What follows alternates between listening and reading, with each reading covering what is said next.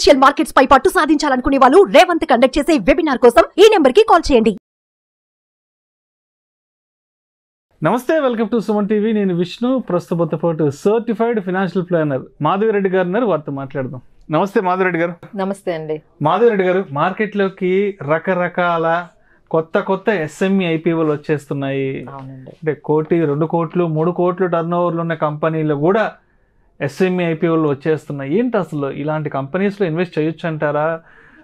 ఇటువంటి కంపెనీస్లో ఇన్వెస్ట్ చేయాలి అంటే అసలు ఎటువంటి అంశాలను తప్పనిసరిగా మనం పరిగణలోకి తీసుకోవాలంటారు? సో ఒక డేటా అయితే వెరీ మనకి కొంచెం స్కెరీగానే ఉందండి. సో అవుట్ ఆఫ్ అంటే ఇప్పటి వరకు మనకి ఏంటంటే ఈ ఇయర్లో 2024లో 154 ఎస్ఎంఈస్ మనకి ఐపీఓకి వస్తే అందులో చాలా వరకు అండి 50% డ్రాప్ అయ్యాయి. అంటే వాటి గెయిన్స్ నుంచి 50% ఆల్మోస్ట్ చాలా కంపెనీస్ డ్రాప్ అయ్యాయండి. 18% ఎస్ఎంఈస్ అయితే వాటి ఇష్యూ ప్రైస్ కన్నా తక్కువ ట్రేడ్ అవుతున్నాయి.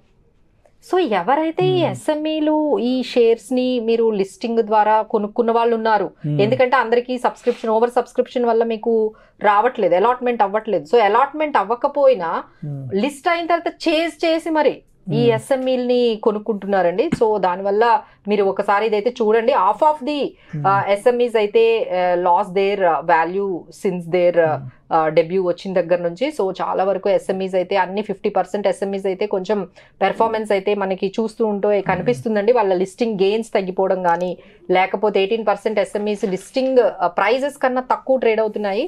సో ఎవరైతే ఈ ఎస్ఎంఈల్లో ఈ ఐపీఓస్లో ఇంత క్రేజ్గా పెడుతున్నారో ఒక్కసారి అయితే కంపెనీని కొంచెం వాళ్ళ మార్కెట్ రెప్యుటేషన్ ఎలా ఉంది, అసలు ఎవరు వీళ్ళు, ఈ ప్రమోషన్ ఈ ప్రమోటర్ ఎవరు, ఈయన రెప్యుటేషన్ ఏంటి, మార్కెట్లో వీళ్ళ ఆఫీసెస్ ఎక్కడున్నాయి, ఎక్కడ వాళ్ళ ప్రోడక్ట్స్ ఉన్నాయి, తర్వాత ఫైనాన్షియల్ స్ట్రెంగ్స్ ఏంటి, వీళ్ళకి అసలు ఎన్ని అసెట్స్ ఉన్నాయి, ఎన్ని డెట్స్ ఉన్నాయి, ఎన్ని లైబిలిటీస్ ఉన్నాయి, అసలు వాళ్ళ బిజినెస్ స్ట్రాటజీ ఏంటి, అసలు ఎవరు చూస్తున్నారు ఇవన్నీ, అసలు కనీసం వాళ్ళ ఆఫీస్ బిల్డింగ్ ఎక్కడుందో కూడా తెలియకుండా, మీరు అసలు ఆ ప్రమోటర్ ఎవరో తెలియకుండా, వాళ్ళ ఫైనాన్షియల్ రిపోర్ట్స్ చదవకుండా, తర్వాత వాళ్ళ మార్కెట్లో వాళ్ళకున్న రెప్యుటేషన్ కానీ, ఆఫీసులు కానీ, వాళ్ళ బిజినెస్లు ఎక్కడెక్కడున్నాయి వాళ్ళవి అన్నీ తెలియకుండా ఎస్ఎంఈస్లో పెట్టడం చాలా ప్రమాదకరం అనే చెప్పొచ్చండి. ఎందుకు అంటే ఈ ఎస్ఎంఈలకి ఒక లిమిట్, అంటే మెయిన్ బోర్డ్ ఐపీఓస్ వేరండి. There is a difference between main board IPOs and SMEs. SMEs కి కొన్ని డిఫరెంట్ ఎలిజిబిలిటీ క్రైటీరియా ఉంటుంది. ఫస్ట్ మనం ఆ క్రైటీరియా గమనిస్తే దీని గురించి అర్థమవుతుంది.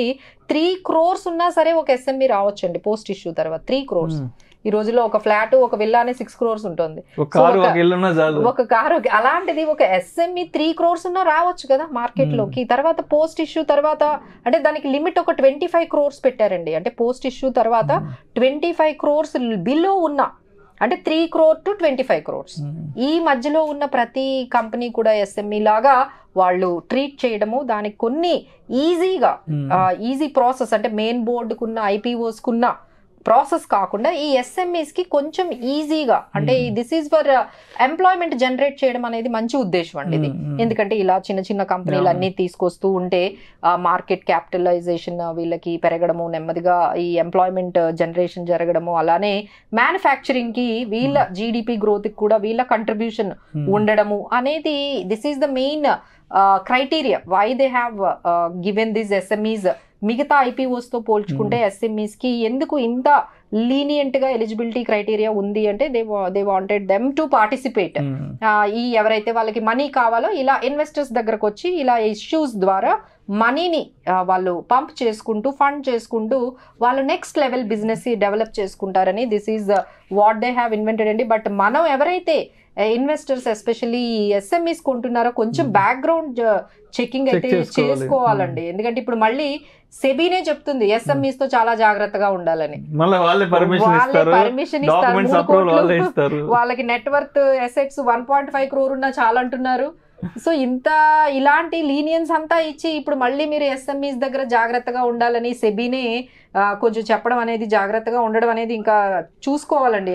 ఇది ప్రాసెస్ అయితే మాత్రం లిస్టింగ్ ప్రాసెస్ అయితే సేమ్ ఉంటుందండి. 3 to 7 years అనేది మనకి ప్రాసెస్ ఉంటుంది. సో ఇప్పుడైతే ఆల్రెడీ కొన్ని మార్కెట్లో ఇప్పుడు కూడా కొన్ని ఎస్ఎంఈస్ మనకు కనిపిస్తున్నాయి. That is Subhashree energy limited అనేది 9th to 11th మనకి సెప్టెంబర్ ఓపెన్ అవుతుంది. అలానే షేర్ సమాధాన్ లిమిటెడ్ అనే కంపెనీ కూడా 9th to 11th ఉంది. అలానే Gajanand international limited SME 9th to 11th ఉంది. అలానే వీసా ఇన్ఫ్రా ఎక్విప్మెంట్ సొల్యూషన్స్ అనేది 9th to 10th ఉందండి. సో మెనీ SMEs అయితే అలా కంటిన్యూస్ గా వస్తూనే ఉన్నాయండి ఈ స్పేస్ లో. బట్ రీటైలర్స్ అయితే ఈ 1000 times లేకపోతే 400 times సబ్స్క్రైబ్ చేస్తున్నారండి. అంటే వాళ్ళు మార్కెట్ కి వచ్చింది 80 కోట్ల కోసం వస్తే మన వాళ్ళందరూ 1000 కోట్లు ఇస్తున్నారు కంపెనీకి. అసలు వాళ్ళు వచ్చిందే 80 కోట్లు చాలు, మాకు 80 కోట్లే, వాళ్ళు 80 కోట్లు IPOకి వస్తే మీరందరూ కలిపి వాళ్ళకు ఒక 500 కోట్లు 600 కోట్లు మీరు ఇలా సబ్స్క్రైబ్ చేసి ఇవ్వడం అనేది ఎంతవరకు కరెక్ట్ చూడండి. అసలు వాళ్ళు వచ్చింది ఎంత, 80 crores 100 crores కూడా రావట్లేదండి.